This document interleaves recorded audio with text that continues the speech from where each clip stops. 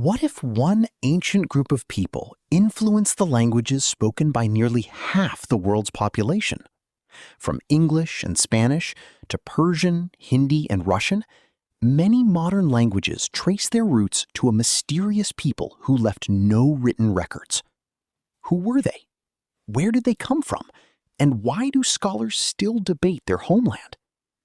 Today, we'll explore the fascinating origins of the Indo-Europeans.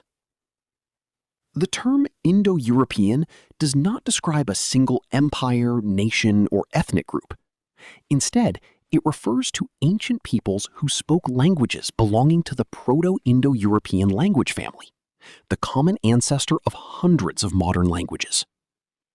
These languages eventually evolved into the Greek, Latin, Celtic, Germanic, Slavic, Indo-Iranian, and many other branches. The people themselves left no known written texts. Instead, historians, archaeologists, and linguists have reconstructed their history by comparing languages, studying archaeological remains, and more recently, analyzing ancient DNA. Today, nearly half of the world's population speaks an Indo-European language. For centuries, scholars searched for the original homeland of the Proto-Indo-Europeans. Today, two major theories dominate the discussion. The first, and currently the most widely supported, is the Steppe Hypothesis. It proposes that the Proto-Indo-Europeans lived on the Pontic-Caspian Steppe, the vast grassland stretching north of the Black and Caspian Seas in present-day Ukraine and southern Russia. The second is the Anatolian Hypothesis, which places their homeland in ancient Anatolia, modern-day Turkey. It argues that Indo-European languages spread gradually with the expansion of early farming communities beginning around 7000 BC. Both theories rely on archaeological, linguistic, and genetic evidence, but they propose very different timelines and mechanisms of migration. Today, most archaeologists, historical linguists, and ancient DNA researchers consider the Steppe hypothesis the strongest explanation. Large-scale genetic studies published during the last decade found significant migrations from the Pontic-Caspian steppe into Europe beginning around 3000 BC. These movements closely match archaeological evidence and the spread of Indo-European languages.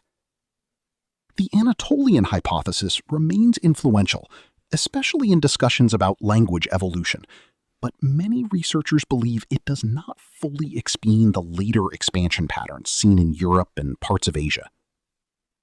Importantly, the debate is not completely settled. New archaeological discoveries and genetic evidence continue to refine our understanding. Imagine endless grasslands stretching beyond the horizon.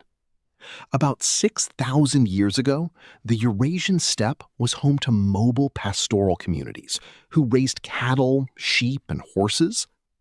These people lived in seasonal camps, traveled with wagons, and relied on the vast open plains for grazing their animals. The horse transformed their way of life. Whether used first for riding, herding, or pulling vehicles, it greatly increased mobility and allowed people, goods, and ideas to move across enormous distances. This environment encouraged adaptation, movement, and cultural exchange long before the rise of the great ancient empires.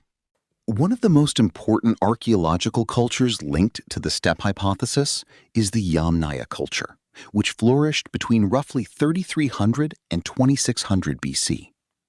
The Yamnaya buried their dead beneath large earthen mounds called kurgans, practiced pastoralism, used wheeled wagons, and lived across the Pontic-Caspian steppe.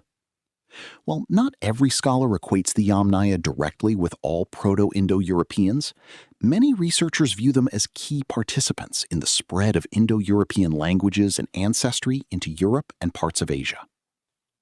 The Indo-Europeans remain one of history's greatest mysteries.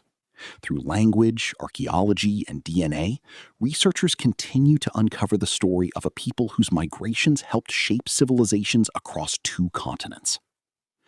If you enjoy evidence-based history and ancient civilizations, Don't forget to like this video, subscribe to the channel, and turn on notifications for more fascinating journeys into the past.